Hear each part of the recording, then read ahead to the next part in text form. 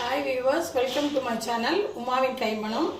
நம்ம இன்னைக்கு பார்க்க போகிறது வந்து பழைய டிஷ்ஷுங்க. எங்கள் அம்மா வந்து எனக்கு செஞ்சு கொடுப்பாங்க. இது வந்து கழனி புளிச்சாறு, இதுக்கு பேர். நான் தண்ணியில் புளி ஊற வச்சு பண்ணுற டிஷ்ஷு.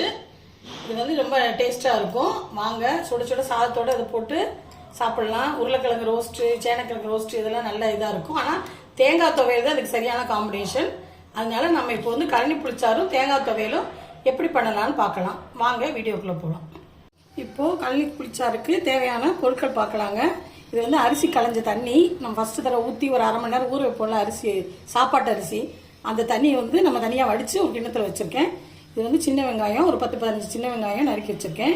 இது வந்து ஒரு எலுமிச்சம்பழம் அளவு புளி, 2 பச்சை மிளகா, இது 3 வத்தல் கிள்ளி வச்சுருக்கேன். அதுக்கப்புறம் கொஞ்சோண்டு கருவேப்பிலை. இதில் வந்து கொஞ்சம் ஒரு அரை ஸ்பூன் வெந்தயம், அரை ஸ்பூன் வந்து ஜீரகம், ரெண்டையும் எடுத்து வச்சுருக்கேங்க.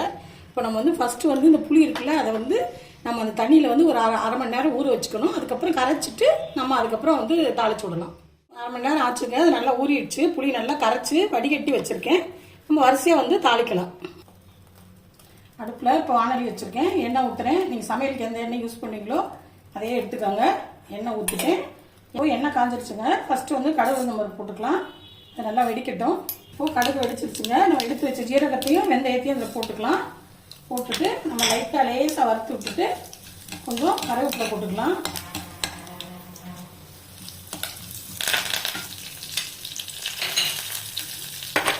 அதுக்கப்புறம் வந்து வெங்காயத்தை போட்டுக்கலாம். வெங்காயம் நல்லா கொஞ்சம் கலர் மாறி வர வரைக்கும் கொஞ்சம் நல்லா வதக்கிக்கலாம். இப்போது அதோட பச்சை மிளகா நம்ம வந்து 2-3 வத்தல் கிள்ளி வச்சுருக்கோம் இல்லைங்களா, அதையும் போட்டுட்டு மொத்தமாக எல்லாத்தையுமே கொஞ்சம் நேரம் நல்லா கலர் மாற வரைக்கும் நல்லா வதக்கிக்கலாம். நல்லா வதங்கிடுச்சுங்க. வெங்காயம் கொஞ்சம் கலர் நல்லா மாறிடுச்சு. இப்போ பாதி அளவுக்கு வதக்கிட்டிங்கன்னா போதும், ரொம்ப கலர் மாற வேண்டியதில்லை. இப்போ நம்ம வந்து கரைச்சி வச்சுருக்கோம்ல, கழனியில் வந்து புளி ஊற வச்சு கரைச்சிக்கிறேன். அந்த தண்ணி வந்து இதில் ஊற்றிடலாம். ஊற்றிட்டு இது தேவையான அளவு உப்பு போட்டு நல்லா ஒரு 10 நிமிஷம் நல்லா அது வந்து கொதித்து கொஞ்சம் வந்து வற்றினா தான் நல்லாயிருக்கும்.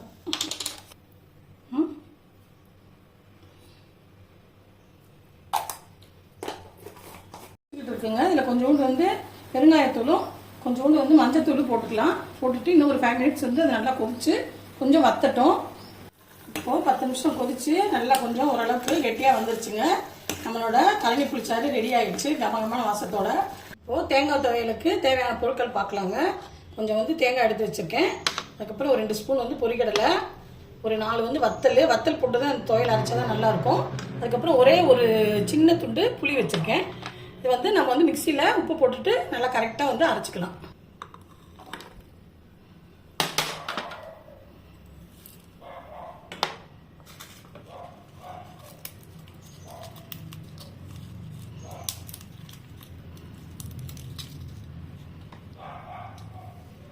மிக்சி ஜாரில் சேர்த்துட்டேங்க. இப்போ வந்து தேவையான அளவு உப்பு போட்டுக்கலாம்.